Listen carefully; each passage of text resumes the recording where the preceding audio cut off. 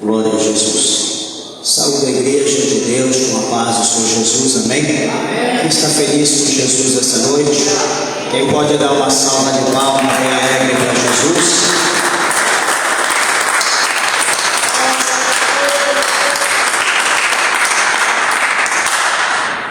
Graças a Deus. Meus irmãos, alegre, grato a Deus por estar na presença de Deus, pela oportunidade a qual o Senhor Ele concede para nós estarmos aqui na sua casa, na sua presença, para prestar ao nosso Deus um culto racional, na beleza da sua santidade. Louvo a Deus pela tua vida. Eu tenho certeza que o Senhor Deus Ele tem uma palavra para a tua vida, porque quando nós nos reunimos na presença do Senhor, Ele nunca nos dispensa de mão vazia. Todavia Ele nos abençoa pela sua palavra, pela sua misericórdia. Quero convidar você, por favor, a abrir a tua Santa Bíblia, a palavra de Deus, nessa noite. Os abençoe, evangelista. Abra a palavra de Deus no Evangelho de São João, no capítulo de número 12, o quarto Evangelho do Novo Testamento.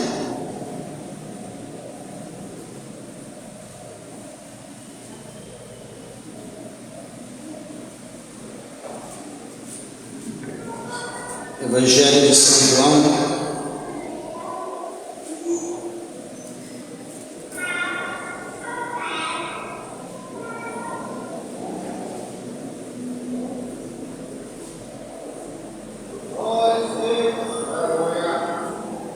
todos acharam, meus irmãos?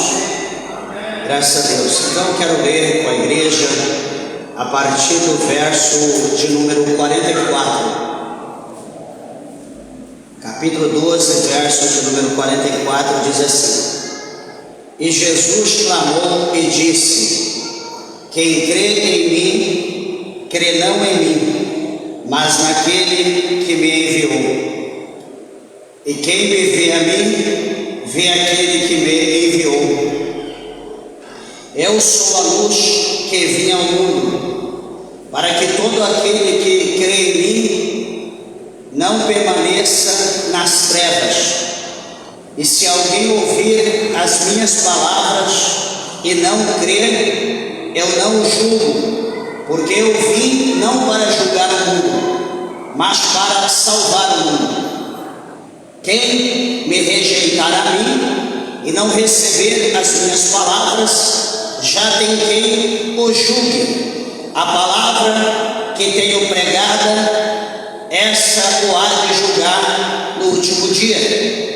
Porque eu não tenho falado de mim mesmo, mas o Pai que me enviou, Ele me deu o mandamento sobre o que hei de dizer e sobre o que hei de falar. E sei que o seu mandamento é a vida eterna. Portanto, o que eu falo, falo como o Pai me tem dito. Amém, meus irmãos? Podeis vos assentar, desocupe vossas mãos e dê uma salva de palmas bem alegre para Jesus.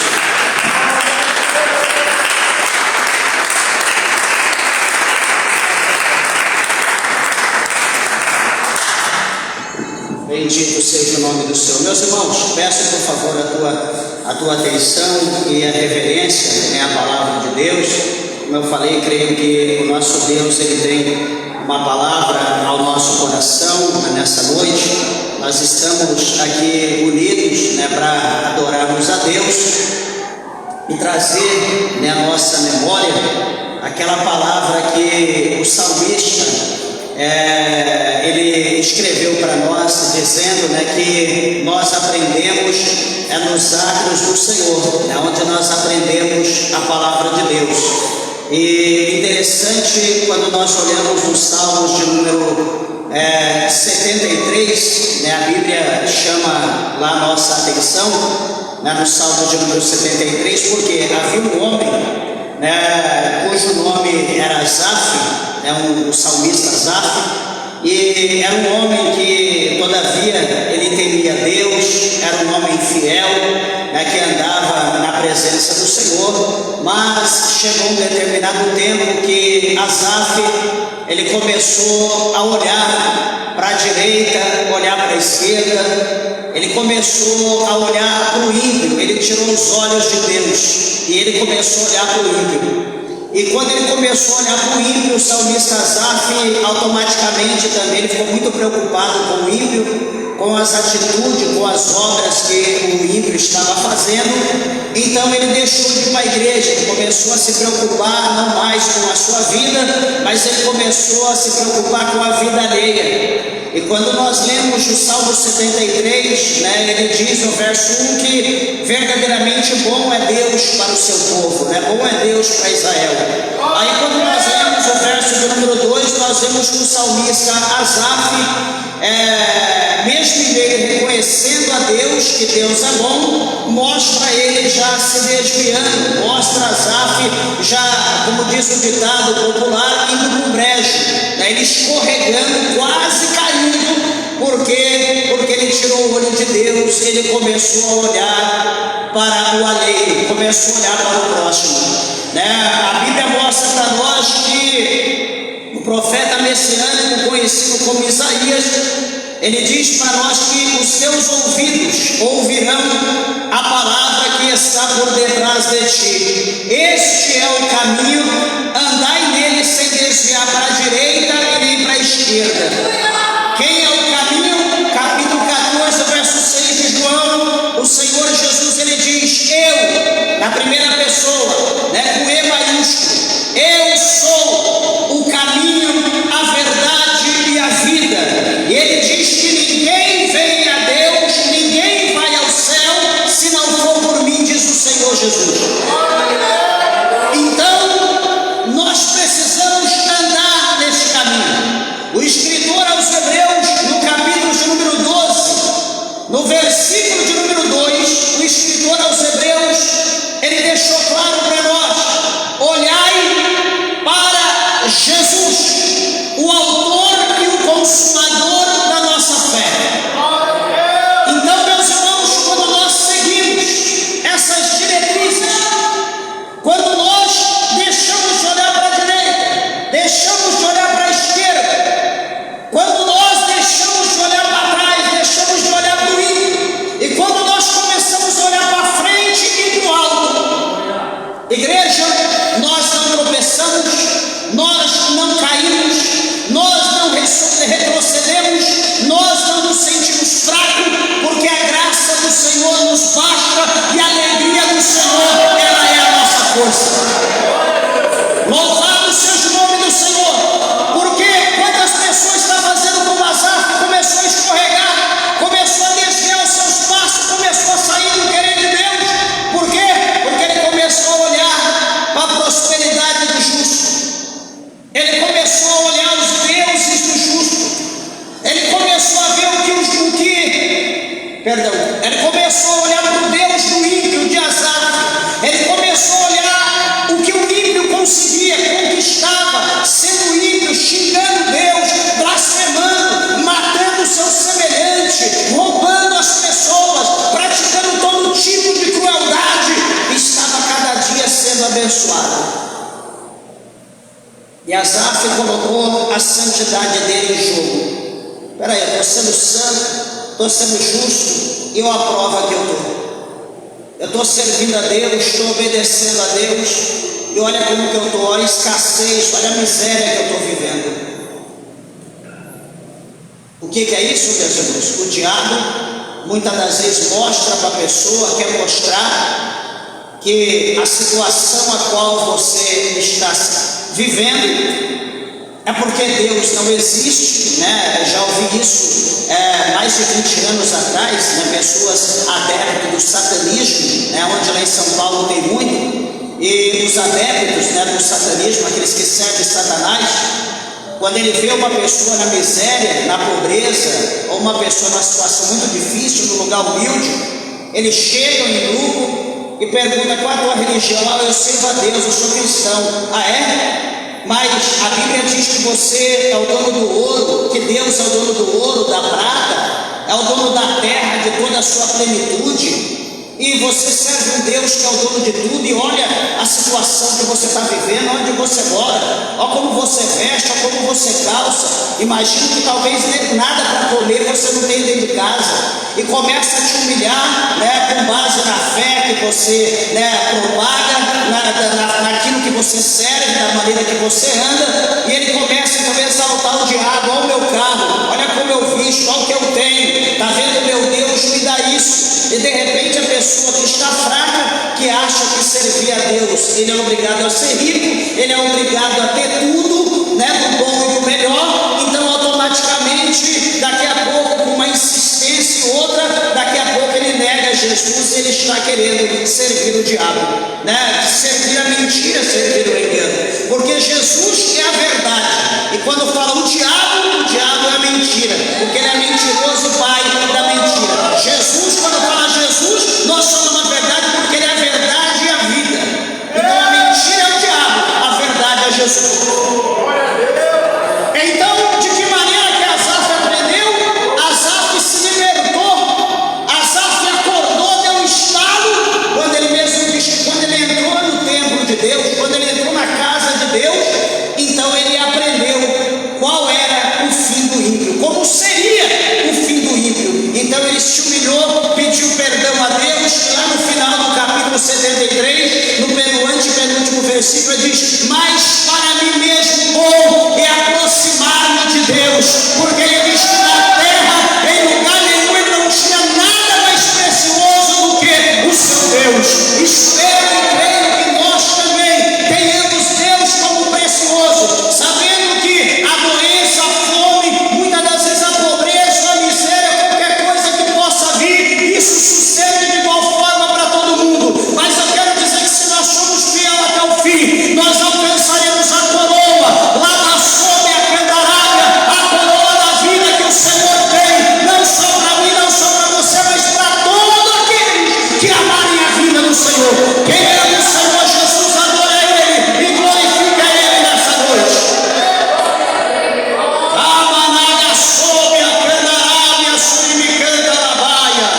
Bendito é o nome do Senhor. Meus irmãos, coisa boa é servir a Deus. Presta atenção aqui nos versículos que nós lemos. Antes de entrarmos aqui, eu quero lembrar aos meus irmãos que um dia, quando os discípulos estavam fazendo a obra de Deus, lembrando que primeiramente existe o Pai, existe o Filho e o Espírito Santo. Enviado para a terra foi Jesus Cristo por Deus. E nós acabamos de ler aqui na palavra de Deus que Jesus, ele veio não para fazer a vontade dele, mas a vontade de Deus. E tudo que o Pai dizia como mandamento ele praticava. Ele não fez nada segundo a sua vontade, mas tudo segundo a vontade de Deus, diz a palavra do Senhor.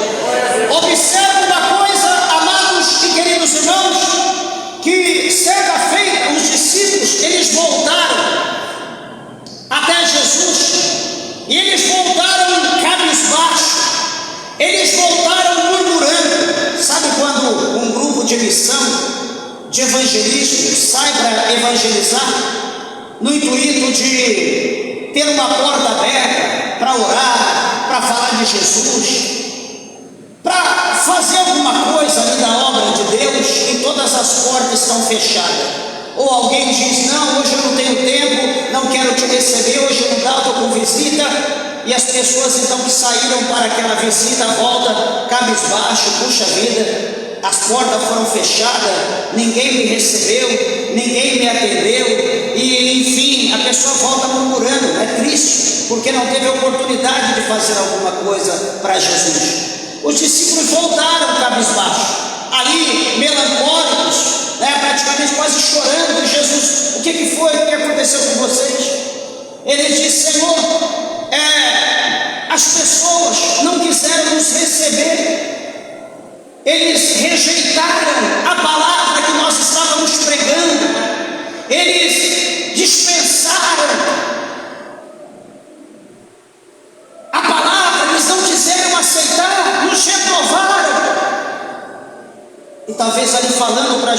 num tom, de tristeza. A Bíblia mostra para nós que Jesus, supostamente, ali coloca a mão no ombro deles, e Jesus diz: não preocupeis, meus filhos, fica tranquilo, não preocupeis com isso, porque se eles rejeitaram vocês, eles rejeitaram a mim, porque eu enviei vocês. E se eles rejeitaram a mim, eles não rejeitaram só a mim, mas eles rejeitaram também aquele que me enviou, que é o Pai, que é Deus, o Todo-Poderoso. Então veja como que é a situação: rejeitaram a palavra, rejeitaram os discípulos. Jesus disse: não rejeitaram vocês, eles rejeitaram a mim. Peraí, então, estão rejeitando você? Não, está rejeitando Jesus. Então estão rejeitando Jesus. Jesus disse: não estão rejeitando a mim, estão rejeitando o meu Pai, aquele que me enviou. Olha esse versículo que nós acabamos de ler.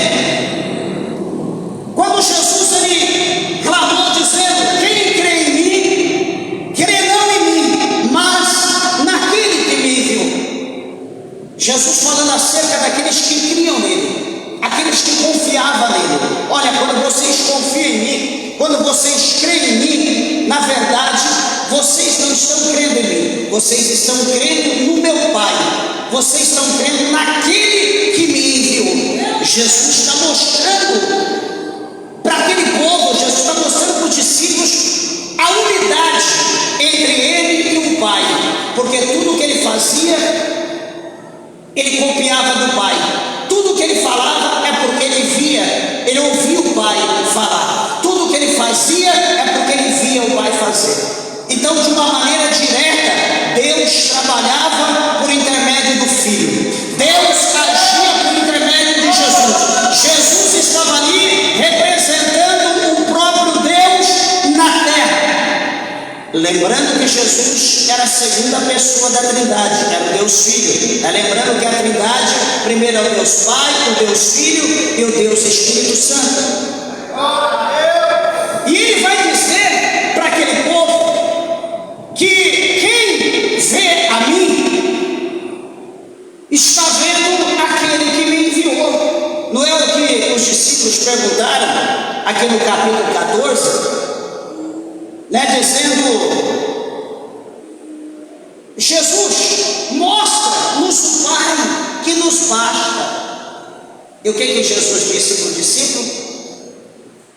Eu estou contigo há tanto tempo e tu não viste ainda.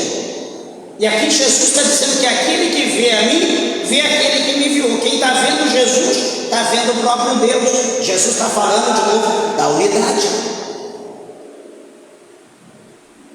E ele diz no versículo 46 que ele diz categoricamente, na primeira pessoa: eu sou a luz que vim ao mundo. Meus irmãos, quando nós olhamos no capítulo 1 do livro de Gênesis, no início de todas as coisas, digo não o primeiro livro, porque Gênesis não foi o primeiro livro escrito, o primeiro livro escrito foi o livro de Jó, é o primeiro livro, é o mais antigo de todo, é Jó, e então Gênesis é o primeiro livro da Bíblia, mas o primeiro escrito é Jó.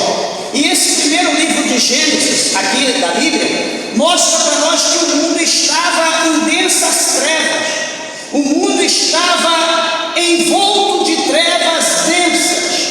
Quando se diz trevas, meus irmãos, a Bíblia dá para nós um pequeno vislumbre, tanto nos profetas menores como no Apocalipse. A Bíblia diz que as trevas, elas são densas, que as trevas, elas são palpáveis, que é tão escura que o preto do meu paletó é branco comparado com a cor das trevas, e as trevas chegam até a ser palpável.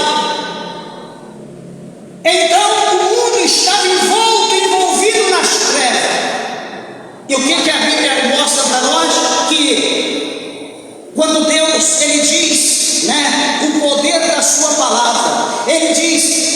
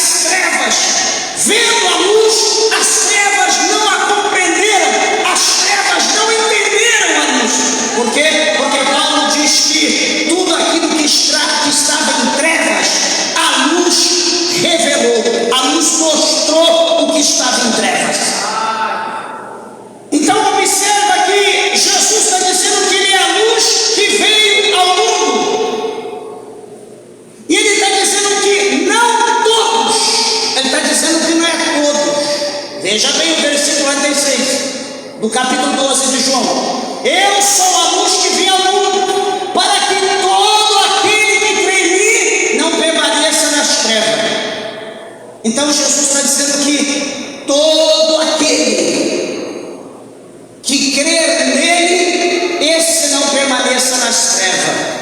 Amados e queridos irmãos,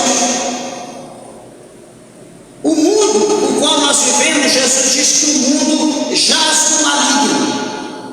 O maligno, ele habita nas densas trevas. O maligno está nas trevas. E aqueles que não têm Jesus, esses estão em trevas.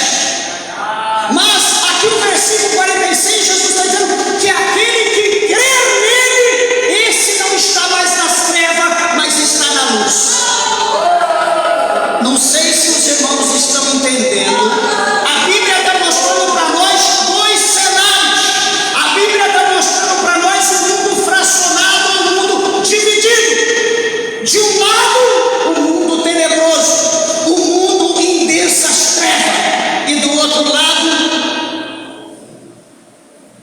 o mundo iluminado, a luz, a glória, aonde do outro lado as trevas, governadas pelo diabo, estão lutando para tentar apagar a luz que está refletindo sobre cada um de nós. É como se nós fôssemos gravetos de luz acesa, e o diabo tenta jogar um pouco de água em outro, para ir apagando a luz, para ir apagando, para ir diminuindo. E aonde a luz está sendo apagada, as trevas vai consumindo, como aquela sombra, as trevas vai consumindo. Ao contrário, quando o evangelho é pregado, quando as vidas começam a aceitar Jesus, quando as pessoas começam a ser libertas, os demônios repreendidos, as almas batizadas, servindo a Deus, fazendo a vontade de Deus, aquela pessoa que estava nas trevas começa agora a ser luz, e a luz começa a aumentar, começa a crescer, e as trevas vão perdendo. Para os irmãos entender o cenário como que é, Jesus ele fala aqui um pouquinho mais à frente que ele é a luz do mundo, e aquele que está com ele, esse caminha bem, esse não tropeça, porque está na luz. E aquele que está na luz, ele vê tudo, ele contempla tudo, ele enxerga tudo. Só que Jesus diz que aquele que está sem ele, esse está em trevas. E esse quando anda, ele tropeça e cai. Por quê? Porque ele não enxerga nada. Imagina, meus irmãos, esse monte de cadeira. Imagina a gente chamar todo mundo aqui para frente, fechar as portas, apagar todas as luzes, vai virar um breu aqui dentro, né? Fecha todas as janelas, tampa tudo, vai virar um breu. E daqui a pouco aí diz: volta cada um no teu lugar, naquela escuridão. Porque a gente que vai cair, machucar a canela, machucar a cabeça, caindo por cima do outro, vai virar uma bagunça fora de série. Por quê? Porque ninguém está enxergando nada, está trevas. E deixa eu dizer para vocês com essa analogia, que assim o mundo está caminhando. As pessoas que estão no mundo, as pessoas que não têm Jesus, as pessoas que acham que esse mundo é bom, como aqueles lá do Salmo 73, aonde Asaf estava observando, Asaf achava que o mundo era bom, o povo estava na bênção, mas só que a cova deles, cada passo que eles davam, a cova estava sendo mais aberta, estava próximo do abismo, eles estavam próximo do fim. Era irreversível a situação daquele povo, porque eles não queriam saber de Deus. Eu quero dizer uma coisa para amados irmãos, irmãs, ouvintes da palavra de Deus, quem nos vê pelas redes sociais. Você pode até achar que está bom viver sem Deus. Eu sempre aprendi que nós podemos até viver esse mundo sem Jesus, mas e pós o túmulo sem Jesus, o que será da nossa vida? Você é inteligente? Você é culto? É poliglota? Eu sugiro você ler a Bíblia. Eu sugiro você deixar o telefone um pouco e ler a Bíblia, em qualquer versão que você tiver conhecimento do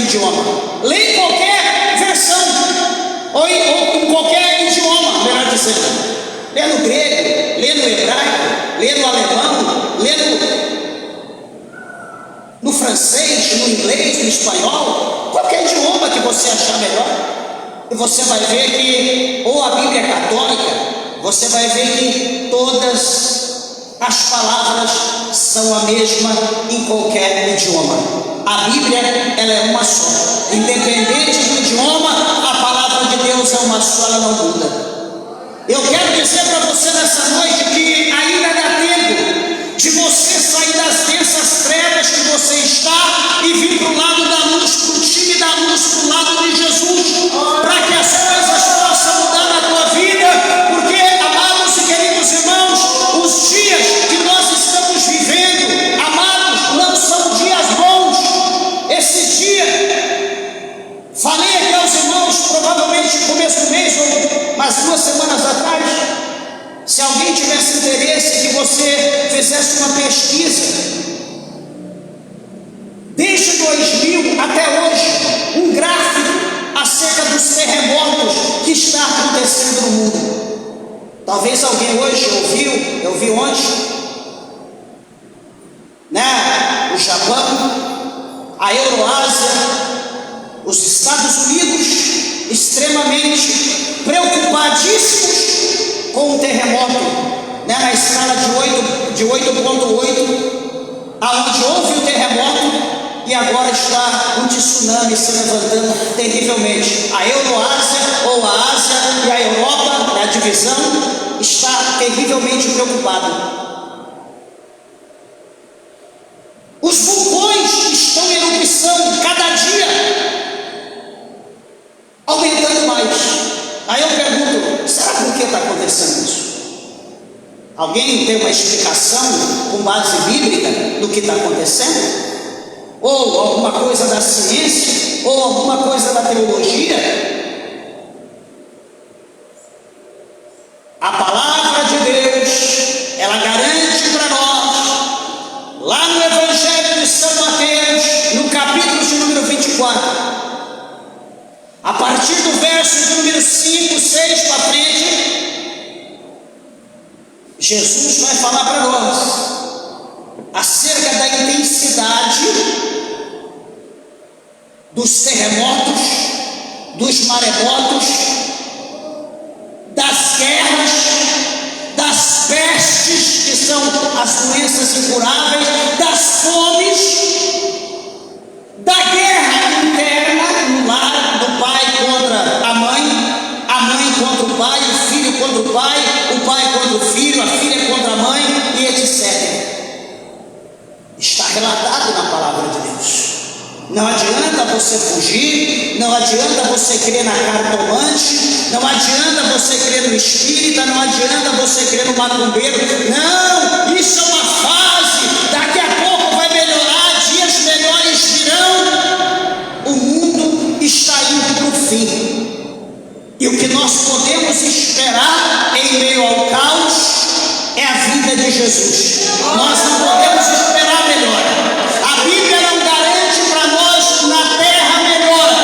A Bíblia garante para nós sim, lá no capítulo 21, 22 do Apocalipse, a Bíblia garante para nós que haverá uma melhora para aqueles que herdarem o novo céu e a nova terra, a Jerusalém celestial, a terra que manda leite e mel, a terra que está preparada, a terra que a Bíblia diz que o Cordeiro, ele vai iluminar a cidade. Não haverá choro, não haverá tristeza, não haverá lágrima, não haverá desigualdade social, não haverá fome, peste, guerra, porque o próprio Cristo, ele suprirá toda a necessidade dos habitantes da Jerusalém celestial.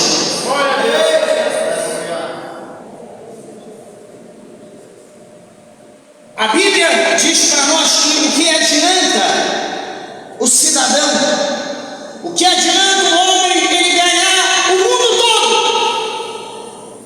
e ele perder a salvação da sua alma? Você já pensou isso? Ah, pastor, as coisas para mim estão indo bem, o vento está soprando ao meu lado, mas e Jesus na tua vida? Não, depois eu aceito Jesus, depois. Mas quem te garante que depois você terá oportunidade?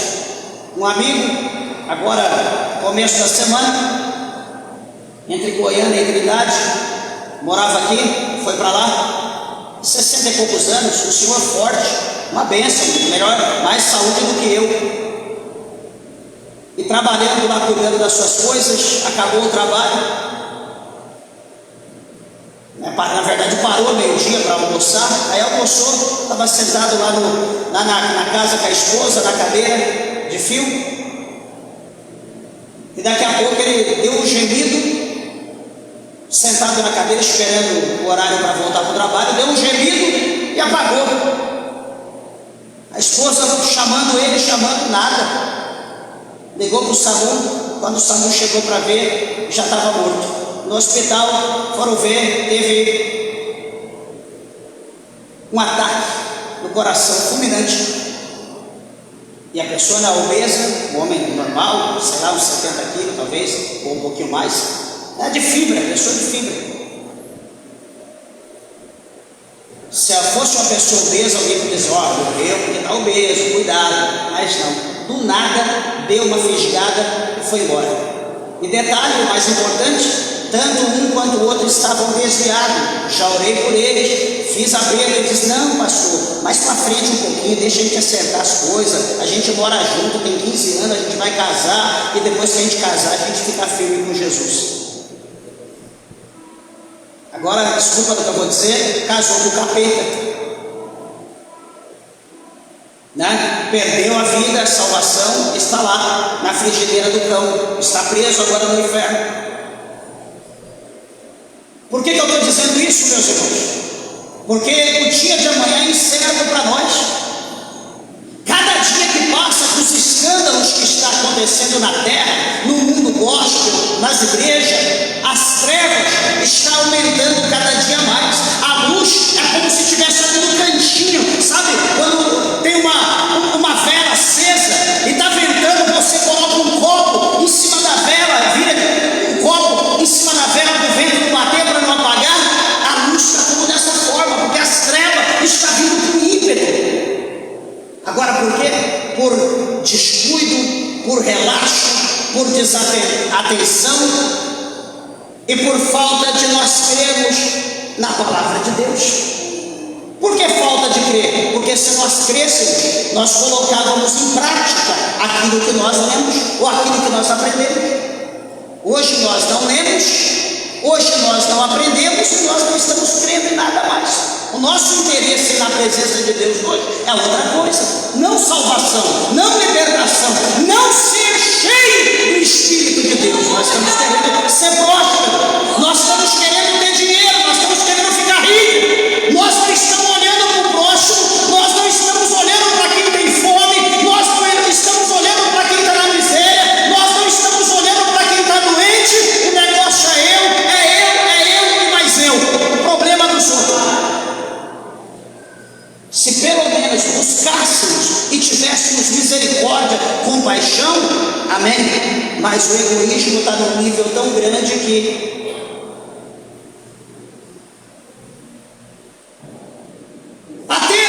atentai-vos para o verso 47 do capítulo 12. Jesus diz aqui, e se alguém, veja que Jesus no 46 ele diz, eu sou a luz que vim ao mundo, para que todo aquele que crê em mim não pereça nas trevas. Ele está dizendo todo que crê nele. Então quem não crê está nas trevas, mas quem crê está na luz. Aí ele diz no 47, e se alguém ouvir as minhas palavras, ele não está dizendo, olha, pregador, ou discípulo,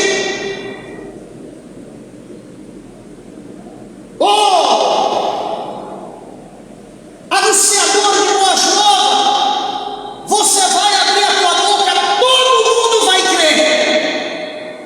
Jesus não está dizendo isso. Nós estamos aqui num número considerável, mas alguém pode estar ouvindo e dizendo, esse pastor está louco, não tem fundamento o que ele está dizendo. Tem outros que talvez podem estar ouvindo e falando, realmente, é isso aí mesmo, realmente está certo, a palavra de Deus fala dessa maneira. Você não é obrigado a crer. Por isso eu disse isso no princípio. que os discípulos foram pregar, ninguém creu neles, né? Os que ouviram não queriam acreditar, eles voltaram tristes. Eu não me entristeço, porque a minha parte eu estou fazendo. Você não é obrigado a crer, você não é obrigado a aceitar. Só que a decisão de hoje vai acarretar amanhã. Aonde tu passarás a eternidade? Aonde você vai passar a eternidade? A eternidade depende de hoje. Então Jesus, ele diz no 47: e se alguém ouvir as minhas palavras e não crer, de repente alguém vai crer, outros não. Então ele diz: eu não julgo. Está vendo, pastor? Jesus não julga, porque você está julgando. Mas vamos ver a continuidade, o fim do versículo. Ele diz: eu não julgo, porque eu vim não para julgar o mundo, mas para salvar o mundo. Isso aqui, amados, é interessante, porque Jesus ele fala esse mistério aqui quando ele veio para salvar. Jesus, ele é o Salvador, ele veio para salvar, ele continua sendo o Salvador. O intercessor é ele que intercede por nós.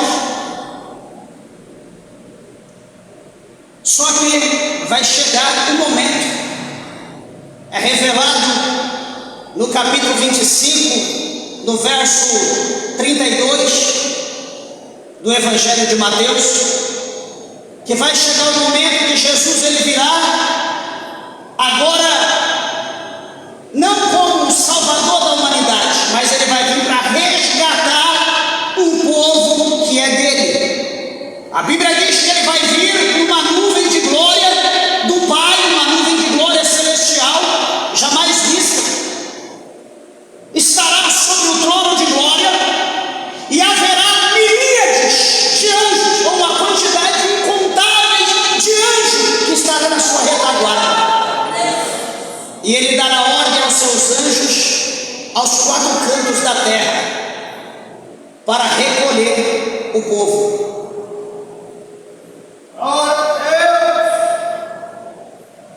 Detalhe: esse povo que ele vai recolher não é o mundo, porque o mundo já está condenado. O povo que ele vai recolher é a igreja, todas as igrejas, todas, todo tipo de igreja. Jesus vai reunir todas, os anjos vai reunir todo tipo de igreja.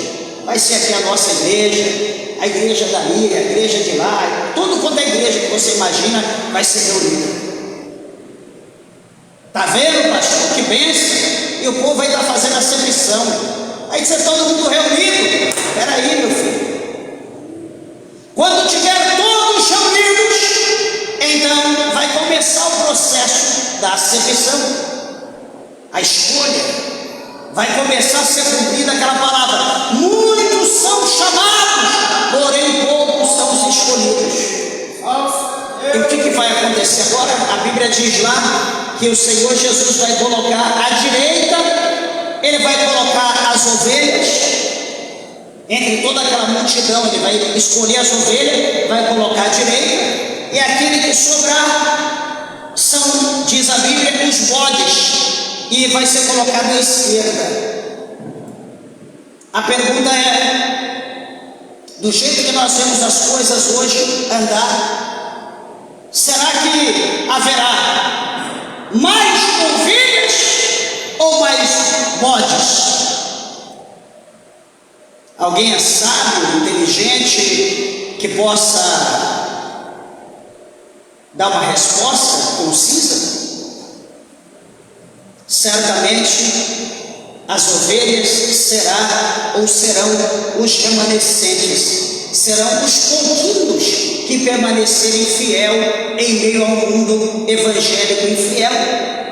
Certamente o lado dos lobos ou dos bodes serão imensamente, uma quantidade absurda de muitas vezes mais do que das ovelhas. Pastor, mas por que isso?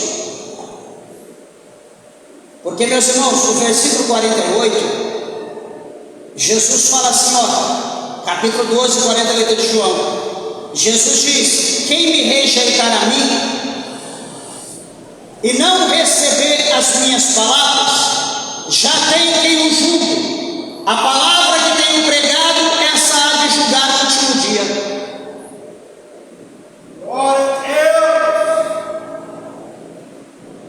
Veja bem que Jesus, capítulo 1 do Evangelho de João, verso 1, a Bíblia diz no grego que Jesus ele é o Logos. O que é o Logos? Ou Logos? O que é o Logos? O Logos é o verbo. É o verbo de Deus, que traduzido é a palavra de Deus. Por isso que lá em Gênesis, quando Deus dizia, haja, as coisas aconteciam. Deus falava e Jesus fazia. Por isso que ele diz que todas as coisas aconteceram por ele. Se não fosse por ele, nada do que existe, existiria, como ele fala no João, capítulo de número 1. Ele é a luz que veio ao mundo, mas aqueles que estavam nas trevas não receberam, não aceitou a luz. Por quê? Porque as trevas é conveniente. As trevas escondem tudo que nós fazemos de errado. Ninguém vê, ninguém está vendo, ninguém aponta, ninguém critica, porque todo mundo é igual. Mas só que a luz é diferente, a luz revela tudo que nós fazemos. E nós vamos ser julgados pelo que foi feito em trevas e pelo que é feito em luz.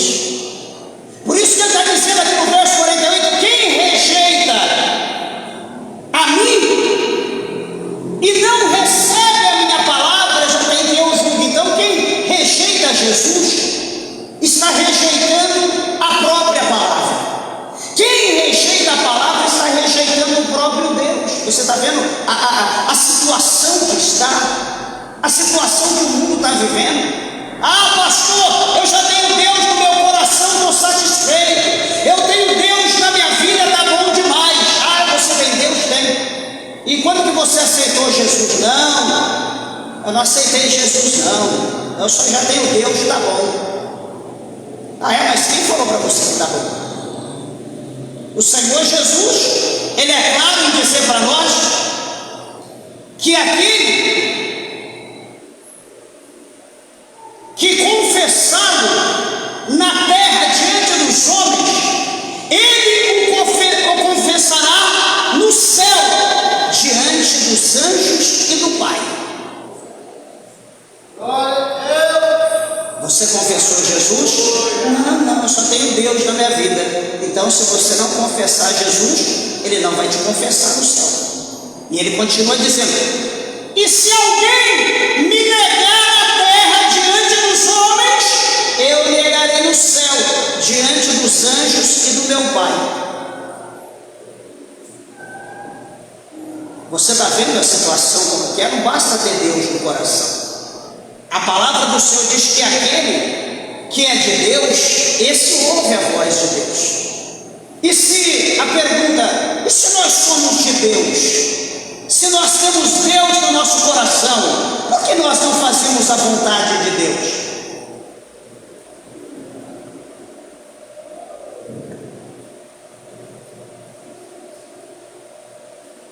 Eu não quero saber de Jesus, eu só quero saber de Deus. Então, para quem quer saber só de Deus, não quer ter compromisso com Jesus, está bom. Se você quiser andar na lei, você tem que viver a lei como a lei é. Tem que cumprir a lei do jeito que é, olho por olho, dente por dente. Moisés, quando ele escreve o Pentateuco, por exemplo, no segundo livro chamado Êxodo, no capítulo de número 20, Moisés ele recebe de Deus um presente. Moisés recebe de Deus uma lei escrita única e diretamente pelo dedo de Deus. Não foi pelo dedo do homem ou por qualquer outro ser, mas pelo dedo de Deus. Êxodo capítulo 20 diz assim, deixa eu ler aqui alguns versículos para o nosso entendimento, para aqueles que diz que é de Deus, que tem Deus no coração. Então, se você é de Deus, você tem Deus no coração, você ouve a voz de Deus, você tem que praticar o que Deus manda. Não é Jesus, eu estou dizendo Deus, porque você não quer Jesus, você quer Deus. Então, se você é de Deus, você vai ter que praticar isso aqui. O versículo 1, a Bíblia diz que então falou Deus. Veja bem, então falou Deus todas essas palavras, dizendo: Deus vai te dar a lei, Deus vai falar agora. Presta atenção no que Deus diz, para quem tem Deus no coração.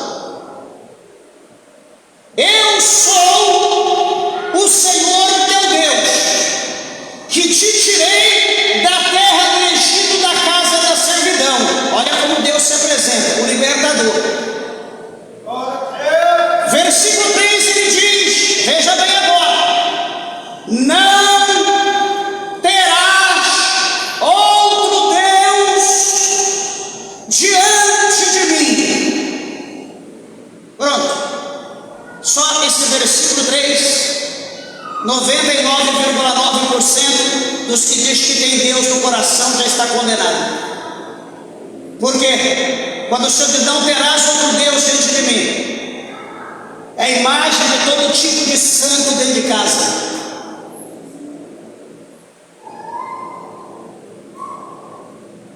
Tudo desenho, com a cabecinha torta, aquela carinha de piedade. E segundo pessoas que já foram arrebatadas, viu e foi dito também pelo Senhor que toda imagem de escultura, todo ídolo tem um lugar dentro aonde o diabo fica. Ah, pastor, mas não cabe, cara, o diabo é espírito. Não existe dimensão, tamanho de área para o diabo, e cabe o diabo, ele entra em qualquer lugar. Até num grãozinho de areia o diabo entra. Então, em todo ídolo, toda imagem de escultura tem um lugar para o diabo permanecer lá dentro e te atentar, te tornar aflito, angustiado, problemático, dependente, sem prazer, sem alegria, com contenda, com briga, com guerra, sem paz alguma. Então, todos aqueles que têm Deus no coração, que não tem Jesus, ele tem um ídolo, ele tem uma imagem.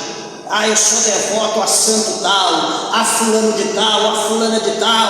Ah, eu faço isso, eu dou graça porque fulano de tal fez isso por mim, ou fez aquilo. Se alguém fez alguma coisa por você, foi o diabo. Porque pedaço de pedra alguma, nenhum tipo de ídolo, nenhum tipo de imagem feito pela mão do homem tem poder de fazer alguma coisa pela tua vida. O único que pode fazer é quem cria, é o Criador, que é Deus, não aquilo que foi criado pelo homem. Imagem nenhuma foi criada por Deus, todo tipo de imagem foi criada pelo homem. A única imagem criada por Deus foi Adão, que Deus criou uma imagem e muito breve Deus assoprou na sua narina, e aquela imagem de barro se tornou alma vivente, e nós aqui estamos até hoje, aumentando cada dia mais por intermédio do poder de Deus que entrou na vida de Adão. De Adão. Fora isso, nem o ídolo feito pela mão do homem tem poder para coisa nenhuma. Eu gostaria, como já fiz em outro lugar, convidar alguém fanático por imagem, por ídolo. Vamos pegar uma pessoa endemoniada, uma pessoa possessa que se manifesta. É simples. Pega qualquer tipo de imagem, qualquer imagem que você quiser. Pega no teu colo, deita ela, como deita o nenezinho, e diz: oh, santo, santa, excelentíssimo, ou enfim, todos os adjetivos que você quiser usar. Por favor, liberta essa pessoa, manda esse demônio para o inferno. Faça isso, você vai ficar até sem voz, vai quebrar o braço, você vai aguentar o peso ali, toda a vida e nada vai acontecer. Pode pôr ela em cima da pessoa endemoniada, lógico, o demônio vai meter a mão, vai jogar longe, vai quebrar em 1000 pedaços, Mas se você crê que ela faça alguma coisa, coloca lá e pede para ela fazer, ou para ele fazer, para você ver que besteira, que loucura é confiar no ídolo. Ele vai te deixar com o dedo na boca.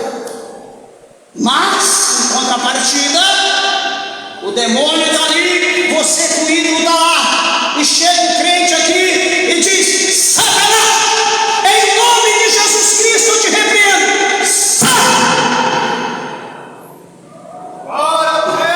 Ponto final, levanta. O que é que a pessoa vai levantar aqui? O que houve? O que eu estou fazendo aqui? Jesus te libertou, Jesus te ama. Quer aceitar Jesus? Quero.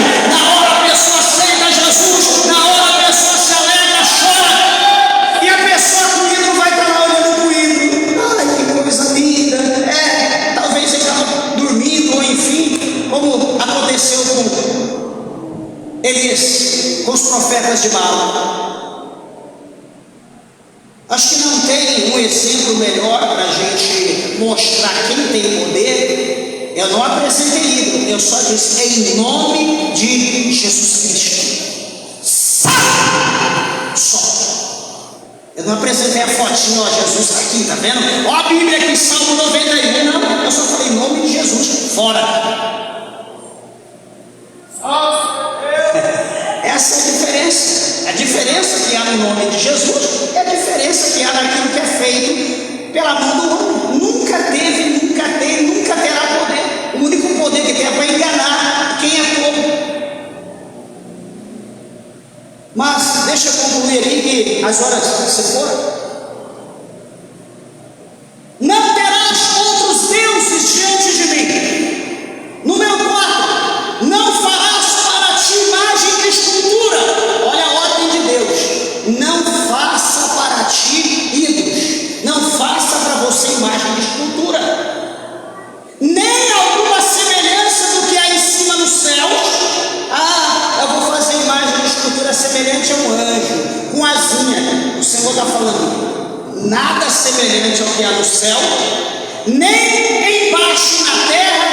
Que alguém viu lá o Zé Piranda, viu a Maria Padilha, viu o Exu Caveira e fez uma igualzinha, imagem igual. Nem embaixo na terra, imagem de nenhum tipo de cão.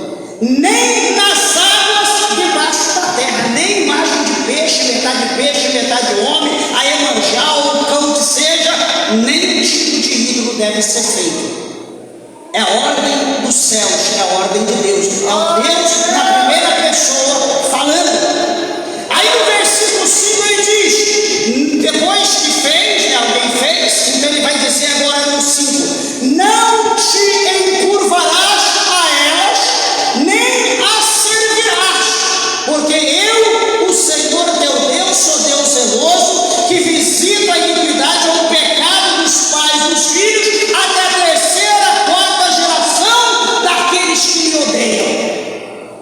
Então, ou seja, aquele que desobedecer, aquele que praticar, a ira de Deus vai ser manifesta. Deus vai visitar primeira, segunda, terceira, quarta geração daqueles que mexeram, que desobedeceram a santidade de Deus.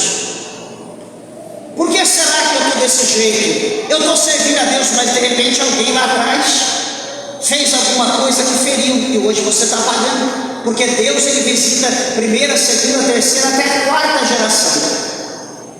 4 vezes 7, 28, cerca de 300 anos praticamente, de coisas que foi feita lá atrás. A maldição está sobre a vida da pessoa. Por isso que você precisa de Jesus. Por isso que você precisa, para Jesus quebrar esse jugo, para Jesus quebrar a maldição, para as bênçãos de Deus ela ser derramada sobre a tua vida. Talvez teu pai lá atrás foi alguma coisa, sua mãe foi, talvez você foi oferecido, foi apresentado para algum demônio, mas eu quero dizer que Jesus Cristo ele pode quebrar, ele pode desfazer toda a maldição, toda a palavra que fora lançada contra a tua vida. O Senhor ele tem o poder para repreender, para desfazer. Eu creio que nessa noite é noite de libertação para a tua vida. Será que você crê na palavra de Deus e pode glorificar Deus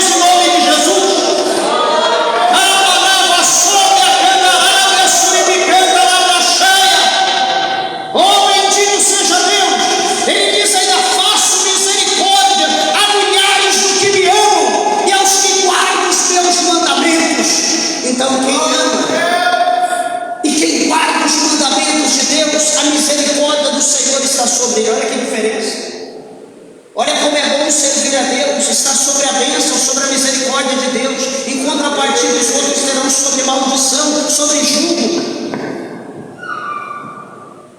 Versículo 7, ele diz: não tomarás o nome do Senhor teu Deus em vão, porque o Senhor não terá por inocente o que tomar o seu nome em vão, ou seja, Deus não terá o culpado por inocente. Lembra-te do dia do sábado para o santificar, 6 dias trabalharás e farás toda a sua obra, falando do dia santo, né, na ocasião aqui da situação. E ele diz no versículo de número 12: honra o teu pai e a tua mãe, para que se prolongue os teus dias na terra que o Senhor teu Deus te dá. Isso aqui, cada dia está diminuindo, honrar pai e mãe. Hoje o pai e mãe serve só para trazer o filho ao mundo, porque hoje o filho não respeita mais pai, filho não respeita mais mãe, o pai e a mãe viram-se do avesso para dar o melhor para o filho, e tudo que vem fácil vai embora fácil. O filho tem que aprender a conquistar os seus desejos, eles têm que aprender que tudo é com suor, nada vem fácil. Eu já vi situações de pessoas, falei para minha esposa, falei: o jeito que o pai e a mãe está querendo esse filho está errado, não é assim. O filho pensou, o pai tó, a mãe pensou, o filho tó. Eu falei: você vai ver amanhã não vai ter condição, o pai e a mãe não vai poder dar. Sabe o que ele vai fazer? Vai entrar para o mundo do crime, vai roubar. Não deu outro. E exemplos estão aí. Talvez você já viu isso, ou está com óculos escuros, não quer ver a realidade, mas é assim que funciona. Você tem que aprender a conquistar as coisas com o teu suor. Nada vai cair do céu, né, de mão cheia. Até as bênçãos de Deus, se nós não pagar o preço na oração, no jejum, nas madrugadas, no monte, no subiando, nós não vamos receber as promessas de Deus na nossa vida. Então, quer ter dias de vida longo, prolongar os dias de vida, honra o teu pai e a tua mãe que te trouxe ao mundo.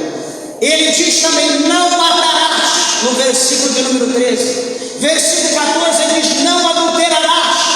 Versículo 15: não furtarás, não roubarás. Versículo 16: não dirá falsos testemunho contra o teu próximo. Versículo 17: não cobiçará a casa do teu próximo, não cobiçará a mulher do teu próximo, nem o seu servo, nem a sua serva, nem o seu boi, nem o seu jumento, nem coisa alguma do seu próximo. Então, se eu tenho Deus no meu coração, eu não quero Jesus, eu tenho Deus. Então, se você tem Deus no coração, você tem que cumprir tudo isso aqui. E a pergunta: será que você está cumprindo? Está vendo? Por isso que Jesus diz aqui na palavra dele que ele não julga, porque ele veio para salvar. Mas essa palavra aqui, naquele dia, ela estará aberta diante de todos no dia do juízo final. E nós vamos ser julgados segundo tudo que está escrito nesses livros. 66 livros é composta a Bíblia. E nós seremos julgados por ele. Aquele que é pela lei, o que é pela graça, o que é pela obra. Então, meus irmãos, isso traz a nós, eu encerro, uma preocupação muito grande, porque nós estamos querendo só as bênçãos de Deus, mas nós não estamos querendo Deus, nós não estamos querendo pagar o preço, servir a Deus como nós precisamos servir. Muitos estão com vergonha de ser crente, muitos estão com vergonha de andar como crente. A gente não anda como crente, mas os artistas andam, aí os crentes também que não gostam andam porque é moda. Quer dizer, se os artistas não andam, a gente também não anda, porque a gente fica com vergonha. Mas agora todo mundo está usando saia longa, eu também vou pôr saia longa. As pinguletes estão usando vestidão até o pé, bonitinho, então eu também vou usar. Os homens do mundo agora estão usando calça pirulito, que é igual essas roupas de academia, só que com bolso, até a canela, um sapato com bico desse tamanho, é moda no mundo. Aí chegam os irmãos na igreja do mesmo jeito.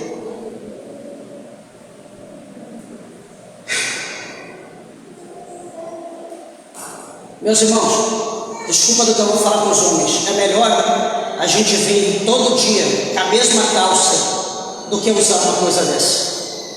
No começo da minha fé, todo dia eu ia com a mesma roupa. Uma calça meio cinza, um terno, daquele terno de... Quer dizer, terno não, era um casaco, né, que acho que veio da Inglaterra, da Espanha, do irmão que me deu. Tudo parecia cobertor, uma camisa de outra cor, uma gravata colorida. Todo culto eu estava com a mesma roupa, eu só tinha aquela roupa para ir para a igreja. Hoje era culto, eu suava, no outro dia minha esposa já lavava. Quando chegava o outro dia do culto, que não é culto todo dia, um dia sim, um dia não, eu já estava com a roupa limpinha de novo para ir para o culto. Mas só usa aquela roupa? Alguém me disse, eu só tenho essa. Se você me der um conjunto bonitinho, combinando, eu uso. Mas eu não tenho, eu só tenho essa, então eu vou dando glória. É melhor, igreja, a gente andar composto do que a gente copiar as aberrações que estão no mundo. Eu, para mim, desculpa do que alguém pode achar lindo de morrer, mas eu acho a pior aberração que tem. Ver um camarada lá com a calça apertadinha, com calça até a canela, com um sapato com bico desse tamanho, a calça apertada aqui, vai estar dividindo a metade do corpo, camisetinha apertadinha, mostrando se brincar.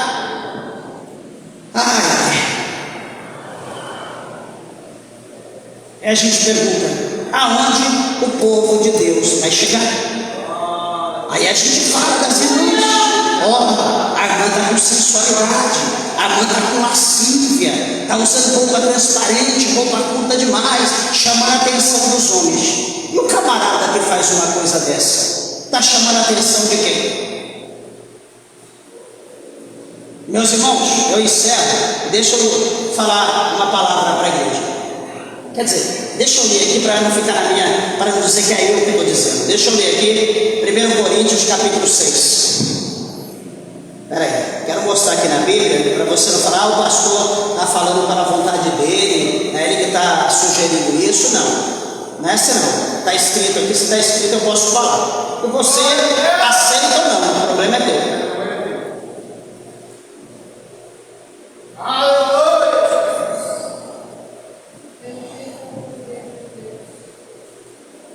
Se alguém tiver com a Bíblia aí, se não tiver, ouça depois, ouça a pregação, que a pregação vai estar no YouTube, né? Já está no Facebook, que a gente está fazendo, Facebook da igreja, na igreja Renovo Pentecostal do Açu, está lá a pregação ao vivo.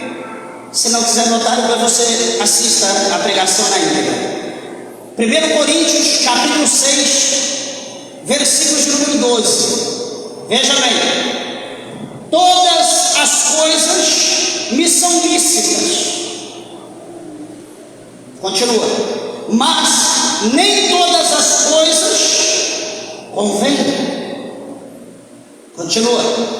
Todas as coisas me são lícitas, mas eu não me deixarei dominar por nenhuma. Paulo está mostrando o que para nós? Que nós podemos todas as coisas, está tudo aí. Só que nem todas as coisas servem para nós, como homem, como mulher de Deus. Tudo está aí, mas nós não podemos ser dominados pelas coisas que existem. É simples de entender isso aqui. Não precisa fazer algum curso específico de literatura para entender. Está simples. Tudo é lícito, tudo convém a nós, tudo nós podemos, mas tem coisas que não cabem para nós. E se nós possuímos, que nós não deixamos ser dominados por aquilo.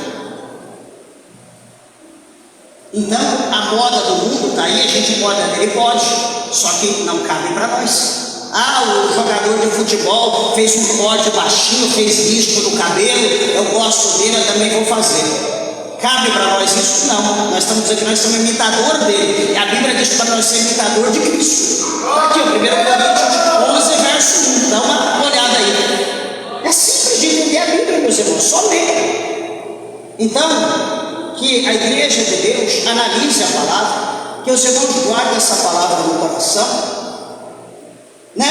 Vamos viver essa palavra, vamos andar como Jesus ele quer, vamos andar no caminho de Jesus, tendo Jesus como a luz que nos ilumina, que nos guarda, que nos protege. porque sem Jesus, meus irmãos, é treva. E estando nas trevas, nós vamos tropeçar, nós vamos cair e não haverá quem nos levante. Que Deus possa abençoar a tua vida por intermédio dessa palavra, e as palmas bem alegres e exaltam o nome de Jesus, bem alegre.